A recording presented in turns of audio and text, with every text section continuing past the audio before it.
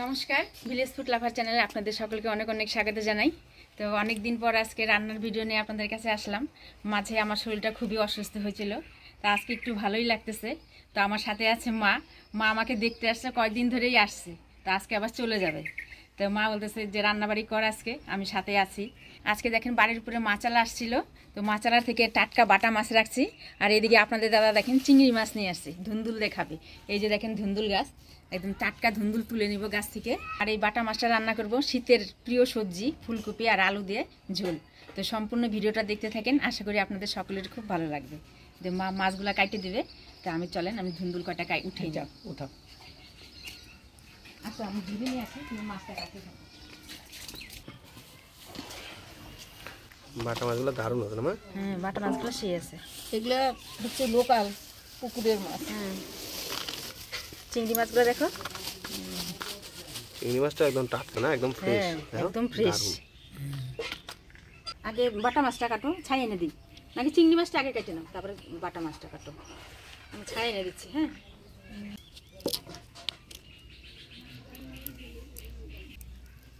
দ্বিতীয় আমার নোক পালিশ টাকা নাকি এটা? ওইটাই দিয়ে দিছে শুইছি ওর পোলায় কি করে কি না করে।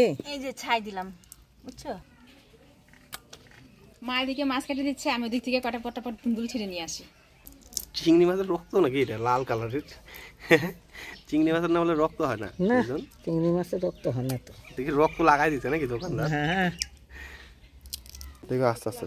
ওরে বাবা, আজকে তো অনেকগুলো গো। আজকেও অনেকগুলা। আমার সকালবেলা একজনকে দিছি 4টা ধুন্দুল, বললো ভাতে সিদ্ধ খাবে, দিলাম ওর জন্য। দেখেন আমাদের বাড়ির সামনে ধান ক্ষেতটার থেকে ধান কাটা হয়ে গেছে, আজকে আবার ধান বানতেছে। দেখেন হ্যাঁ, গরুগুলো আইনে দিয়ে দিস, বুঝছিস? গরুগুলা দিয়ে দেবো। হ্যাঁ, এই যে একটা তোমার, এটা ছোট নাকি? হ্যাঁ এটা ছোট। থাক, না হয়ে যাবে নাকি? থাক, এই কটা দিয়ে হবে মনে হচ্ছে। হয়ে যাবে না? হুম, আবার মজে অল্প হয়ে যায়।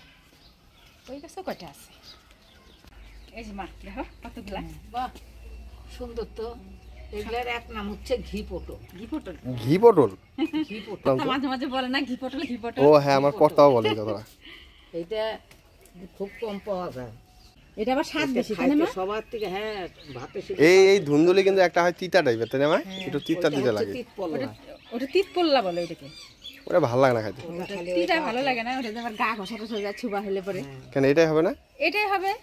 এটা তো ছোট হবে নাকি? না, এটাও বড় হবে, এটাও বড় বড় হবে। এটা আমি কচিটা তুলে নিয়ে আসলাম। তা আমি এদিকে সবজিগুলা কাটি নিই। বাটা মাছ দুজনেরও মাছ কাটা প্রায় হয়েই আসছে, চিংড়ি মাছ শেষ, এটা লাস্ট। চিংড়ি মাছটা কাটে নিলাম, এখন বাটা মাছটা কাটছি। হয়ে যাবে তাড়াতাড়ি।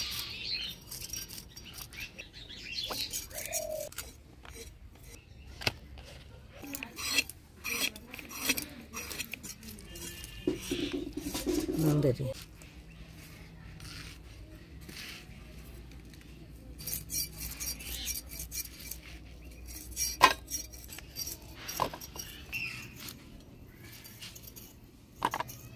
আমার মাছ কাটা হয়ে গেছে, এখন আমি ধুয়ে নিয়েছি। হ্যাঁ, যাও, ধুন্দুলগুলা কাটি নিলাম, এবার আলু ফুলকপি কাটি নিই। তা আজকে হচ্ছে বৃহস্পতিবার, মঙ্গলবার দিন আনছে, 2 দিনে বুধবার গেছে আর বৃহস্পতিবার। দেখো তো কিরকম হয়েছে না? এটা শুটকা হলে তাও ভালো আছে।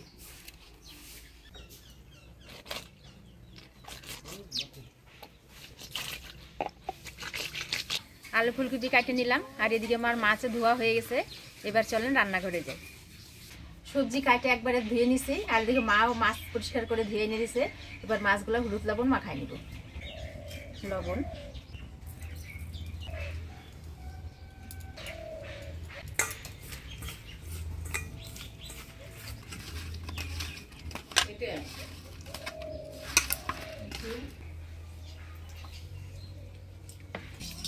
তেল গরম হয়ে গেছে, প্রথমে বাটা মাছটা ভেজে নেব।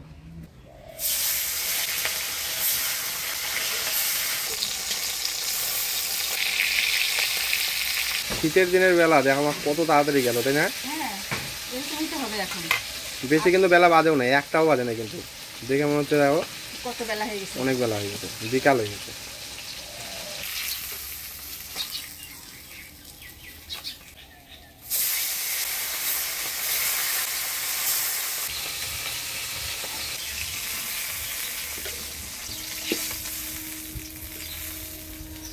এবার এই তেলের মধ্যে চিংড়ি মাছগুলো ভেজে নিব।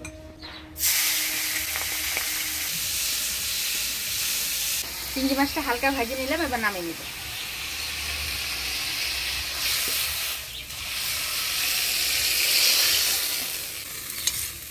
প্রথমে ধুন্দুলটা রান্না করবো চিংড়ি মাছ দিয়ে। তো ফোড়নে দিয়ে দিব রাঁধুনি আর সাথে গোটা জিরা আর রাঁধুনি। এবার দিয়ে দিব বাটা মশলা, লঙ্কা বাটা, আদা বাটা, ধনে জিরা বাটা, কাটে রাখা ধুন্দুলগুলো দিয়ে দিব।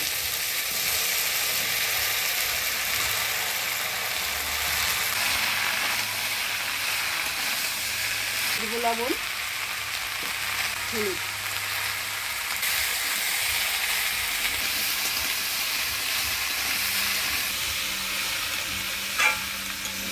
মশলা থেকে ধুন্দুলটা ভালো করে নাড়াচাড়া করে নিলাম। এবার অল্প জলে ছিটা দিয়ে ঢাকা দিয়ে দেব।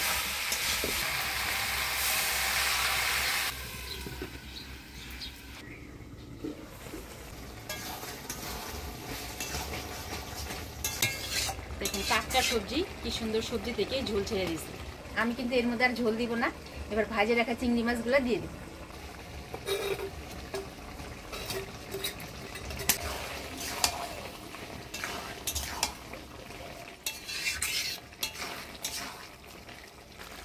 মাছগুলো দিয়ে দিলাম, আরো 1 মিনিট ঢাকা দিয়ে।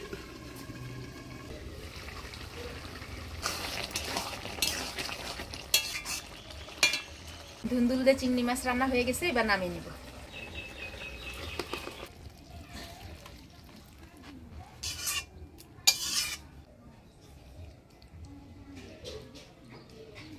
এবার আলু আর ফুলকপিটা ভাজি নিব।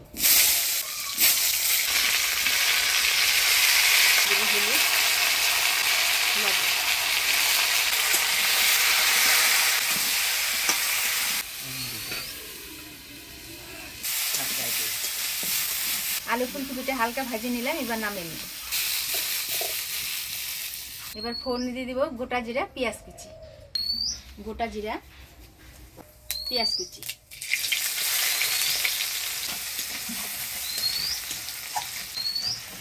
ফোড়নের তেলে পেঁয়াজটা নাড়াচাড়া করে নিলাম। এবার দিয়ে দিব বাটা মশলা, দিয়ে দিব আদা বাটা,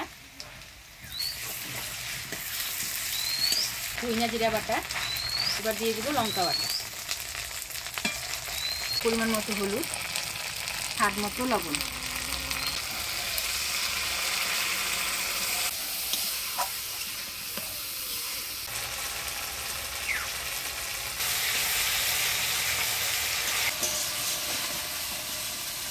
মশলাটা ভালো করে কষা নিলাম। এবার ভাজে রাখা আলু ফুলকপি দিয়ে দেব।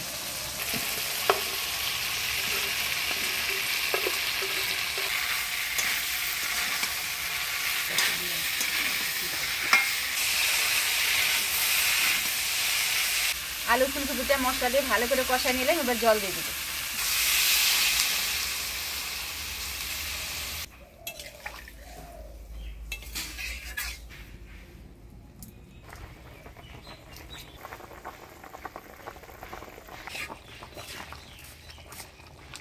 ঝোল জাল হয়ে গেছে, এবার ভাজে রাখা মাছগুলা দিয়ে দিব।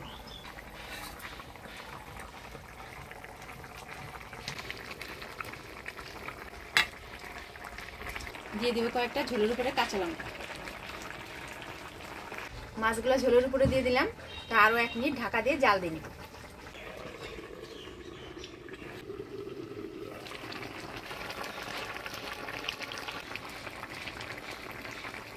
বাটা মাছের ঝোল হয়ে গেছে, এবার ধনিয়া পাতার কুচি দিয়ে নামিয়ে দিব।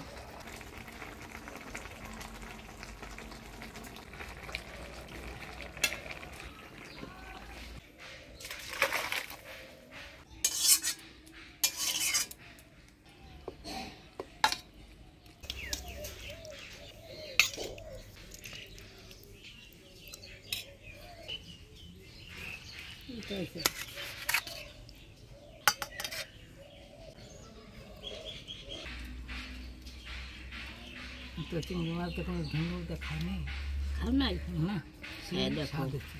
খুব সুস্বাদ এই ধুন্দুল পাওয়া যায় না বেশি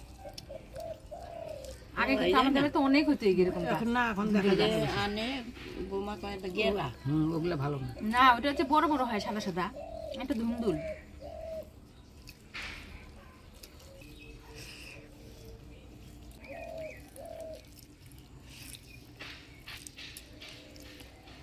স্বাদই আলাদা।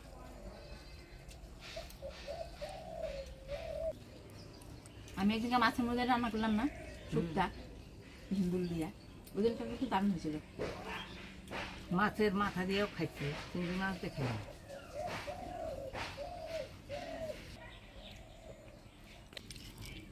বেন্ডে একটা লঙ্কা দিও, হ্যাঁ দিছি এই যে লঙ্কার ডলা দিয়ে খাইয়ে দেখো কি স্বাদ। তরকারি কেমন হয়েছে? ভালো হয়েছে না? কাটার জন্যই তো ভয় তার পাই, জন্যে বুড়া মানুষের কষ্ট, তাই না? কাটার জন্যই তো ভয় পাই। তোমার জামাই ওই রকমই কাটার ভয়ে খাইবার চায় না, বুঝছো? শীতের দিনের প্রিয় সবজি বলো তো কি মা? ফুলকপি বাঁধাকপি না? ফুলকপি বাঁধাকপি তো স্বাদ। হ্যাঁ, হিমত সুস্বাদ। আর সাথে যদি একটু ধইনা পাতা হয় ব্যাস, তাজা ঝোলের মধ্যে দাও, দারুণ স্বাদ হয় খাইতে। তো আজকের ভিডিওটা কেমন লাগলো আপনাদের অবশ্যই কমেন্ট করে জানাবেন। ভিডিওটা ভালো লাগলে লাইক করবেন আর আমাদের চ্যানেলটা সাবস্ক্রাইব করবেন। দেখা হচ্ছে পরবর্তী ভিডিওতে। ভালো থাকবেন, সুস্থ থাকবেন।